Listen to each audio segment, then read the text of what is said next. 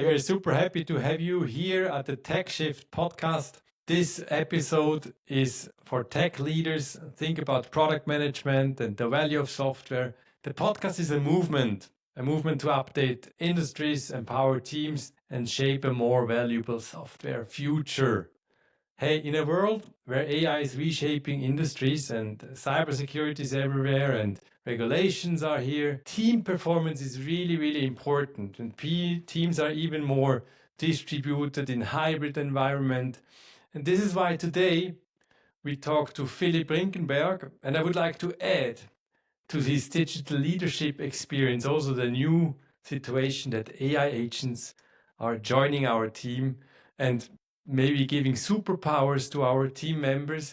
Philipp, welcome to the podcast. You are really experienced in digital leadership. You have managed teams across continents in a lot of countries and then in different environments. Currently as the group CEO of CREATEQ, but also other positions from Orange, where your growth teams all over the world were actually building multi-million-dollar businesses by driving innovation, by doing new things. And this is why I would like to ask you, hey, what is the new challenge? The biggest challenge with tech leaders facing with remote and hybrid teams today? Hey, Mark. Yes, absolutely. Let me share a few of my learnings, but also advice I would like to give. First and most important, trust and alignment. Without clear communication, teams feel isolated and performance will suffer. Understand the expertise they need to perform their tasks, their activities, and help them to close the gaps. Support them along the way, support them with talents from other locations, because this will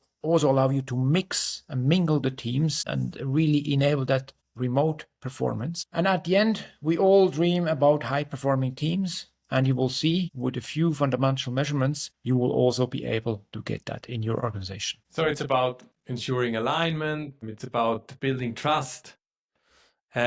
But could you maybe elaborate on what's the missing piece that product managers, team leaders don't do or forget to do in hybrid or remote environments, which maybe sometimes is logical when they sit next to you, but they just forget it and don't do it in another environment? Yes, you mentioned before, trust and alignment is extremely important, but it's also about putting the right team together. That's what I was meaning before by identify the gaps, understand your people, know your people, and then enrich the team that you want to work on a certain topic with the right skill sets and the right talent. Make sure they can do as much as possible in an autonomous way. Now, also very important is set very clear goals and outcomes. What do you want to achieve together with that team? This will allow you to step back from micromanaging their activities, because micromanagement definitely kills creativity, especially in remote teams. I recommend to put some check-ins along the way, because this will allow you to understand how they perform, what are the obstacles they're facing, but also how they are making progress. And then you can support them with additional manpower, inputs, learning from other cases, or just coach them.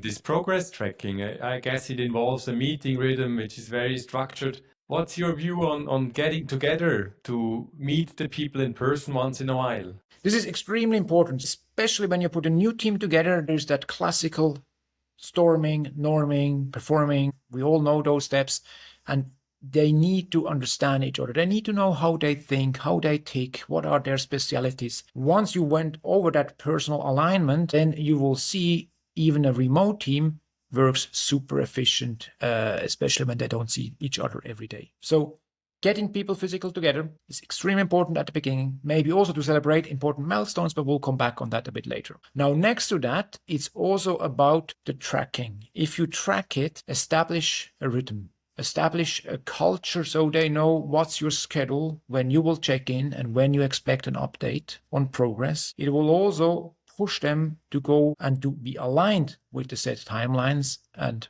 hopefully to strive for more. There is no such education that gives you the reality of remote team management. Maybe you can share also some of your insights, what you figured out by doing it in the last years. Do you have aha moments why they started to perform? Oh, I love that. Clear communication always wins. They know where they are, they know what you want, they know what has to be done. Remote teams also strive best if there's a structured process paired with a human touch. It's not just about managing their outcomes, but it's also really being human to them because they do not see you. So when you check in, you have to really put a strong focus on the human aspect.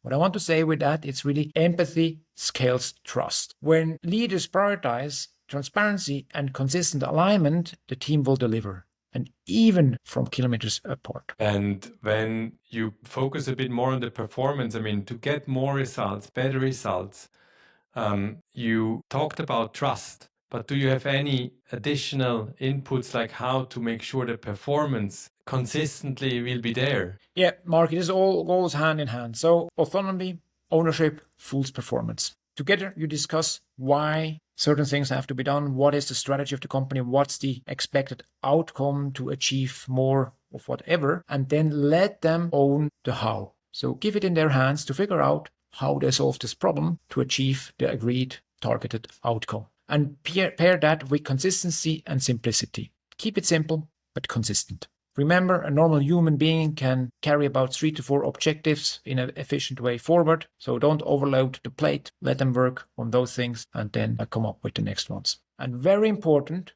when they have achieved milestones, celebrate those as little wins. This is what I mean with the human aspect. So show them that they're human beings and not just completing a task that needs to be completed. Let them celebrate together with them, and you will see that will help to even outperform on the long run. I love it. It's like, it feels a little bit like a counterpart to when people are getting superpowers and you don't really know where it comes from, with AI helpers, whatever they're going to use or whatever they're going to have in addition, agents helping them. Then trust, empathy comes in, meetings or getting back together comes more in. But it leads me a bit to your hacks. Do you share any of your hacks you would recommend to other digital leaders who have remote team setups, hybrid team setups? What could you share is the most 2-3 important hacks to do to implement in the leading process? So you want me to unleash my very secret hacks here.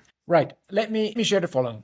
So trust is earned through visible progress and shared accountability. What I mean with that, show the team how their work, how their contribution is helping to achieve the overarching goals, the overarching objective of your organization, of your business unit. Run weekly or bi-weekly check-ins because this will allow the team to remain focused. It will also give them the opportunity to discuss blockers and remove them efficiently, and it will avoid micromanagement in between. And share or celebrate wins. Human beings, they want to be seen. They want to be recognized for their work. So this is a very cultural aspect, very important in those remote teams. Make sure they feel honored. Put something small in place to celebrate if the final objective has been achieved. Humanize the struggles. It's important to learn if things do not work out perfectly. That's normal. Make sure that takes place in a human aspect and everybody can benefit from those learnings. So next time we can all do better. And very important as well is upskilling. So everything your team learns or your team accomplishes an activity, they have learned something on top. But also make sure you pair that with a clear upskilling career path because it increases the value, the market value of the individual, and this will lead to more loyalty and more contribution within the team. That's an interesting one. So can we maybe dive a bit into the upskilling? So I remember you always say like, hey, it's not about the tool, but still people are learning new tools and new skills like all the time. But what role does upskilling play in remote teams, especially also when they get new superpowers and learn about these new technology stacks? This has two angles, Mark. So there's one aspect. So there's a personal upskilling path. So each person has a different objective in their 3 to 5 year or in their career. So make sure you as a leader know what's important for the individuals. This also allows you to put together the right mix of a team because you need all the different ambitions combined in your performing team. But upskilling is also not only about technology or tech, it's also about adaptability. So equip your team with the right tools and assets so they can master a challenge ahead of them. And it's also at the end about increasing the market value of your organization and your individuals in the team. Hey, great. Last word. I would recap it with a few keywords. So I heard a lot about transparency, trust, and alignment. So as a first part, There are big hurdles in remote teams, but maybe it can be solved with a rhythm, with check-ins, a very regular get-together online, but also you mentioned physical get-togethers. Then also celebrating the wins, I heard many times, and also making sure that these blockers, which you figured out by consistently staying in the rhythm, that they will be removed, those blocks, and that you can give support wherever needed. Hey, if you don't have anything to add, thank you very much for your time and insights. And talk to you very soon. Thanks a lot, Mark. Fantastic. See you soon.